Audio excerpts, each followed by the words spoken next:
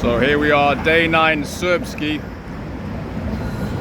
in the municipal area, and we have this famous site right here, which is one of the old government buildings that got hit by the Americans during the Yugoslav wars. You can see where we are, right?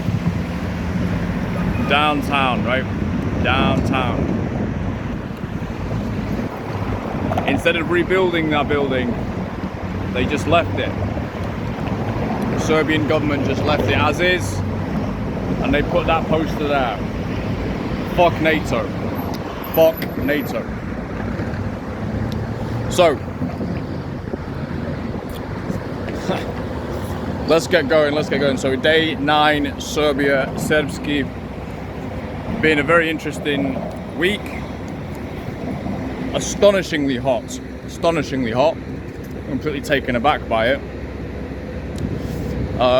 But yeah, just I mean, it's so fascinating to see where Serbia is in this puzzle, right? In this whole puzzle.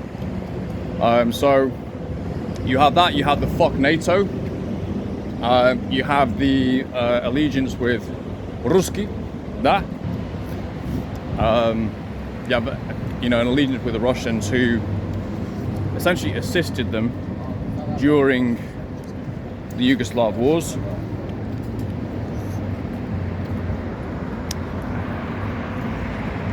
You have a fierce level of independence, which obviously Europe, Western Europe doesn't have anymore. It's a distant memory for people.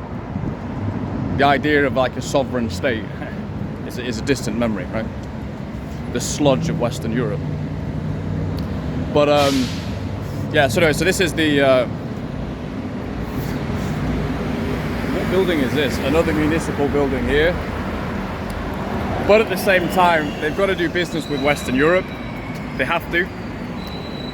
For the economic progress, they need investment from all over the place, from America, from Western Europe, from Asia, from everywhere, right? So they've got to do business with Western Europe, with the EU and so on. They've just bought, the president's just bought, I think about 90 jets from France, or it's either 9 or 90. Actually, no, I think it was more like 9. It was a low number, but it's still expensive. You know, still, obviously they're fucking jets, so you're talking like 800 million or some shit like that. So, the, yeah, government's just bought a load of stuff from France, the military stuff from France, which is why when I got in, the French flag was flying everywhere, because Emmanuel Macron, the man whose wife is obviously closeted gay, whose wife is a transsexual, literally she's a transsexual and a paedophile. And this is the level of leaders we have, right? Macron was here with his band, and it's fucking hilarious. And so this week, I'm pretty sure Macron will have pushed for this. There was a pride parade yesterday. I'll put some quick footage of the police presence there now. So there's interesting police presence, right? So, well, I'll just on the side point, right? So the police presence here, which is no joke, these are all police, is because there's been a pride event today. And they're afraid that the Orthodox and just general Serbian nationalists will come and batter the pride people to death, which it probably would have happened, to be honest with you. There we go. So the pride parade was like, it was basically just to show the EU, look, we're nice, essentially. But it was so heavily policed so that the guys in the parade didn't get attacked, because they're viewed as, you know, basically a nuisance. You know, I mean, all you need to do is look at Western Europe to see. Anyway, yeah. So anyway, so they were protected, and that's very much a kind of nod to the EU and the US. Like, look how nice we are. The Germans have a word for it, which is homo-nationalism, which is like, you define the moral caliber of your country by the extent to which you protect you protect men having anal sex together. that's the definition of morality in your country. So that's obviously that's an EU America thing, that mindset. It's a curious one from a philosophical point of view. But yeah, so it's a bit of a nod to the EU, and it's probably a good thing, to be honest. Just like let them do this. I mean, who it's funded by, who those, yeah, it didn't get crazy at all, to be honest, but is there really the appetite for it here? I don't know. But there was little pride parades, and it was incredibly heavily policed.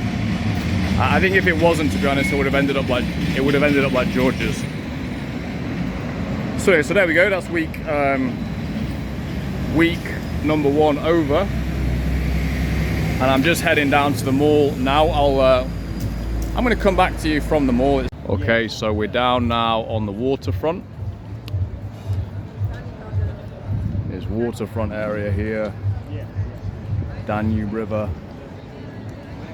the mall and all the bars and stuff behind me.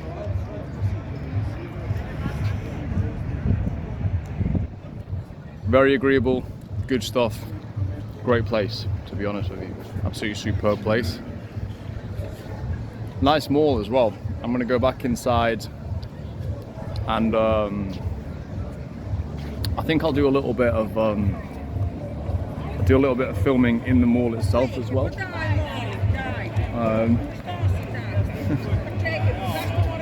Moaning mums, like trying to get their photos in.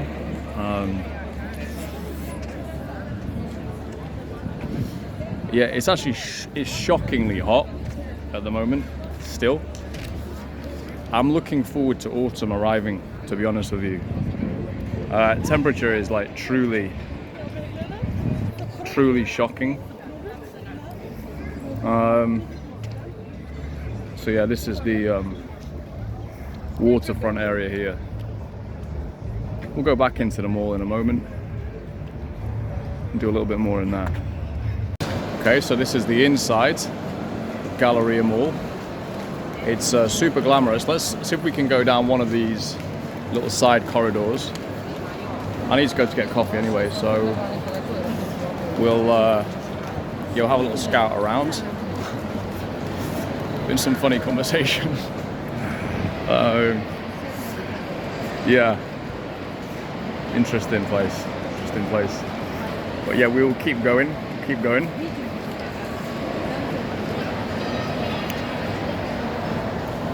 You see, you got all the big brands here, Diesel, etc. And I think this is the little area that I like around here. Oh yeah, this is no, that's not my coffee shop. This is my coffee shop here, with the nice Cyrillic writing. That's pretty cool. So yeah, push on.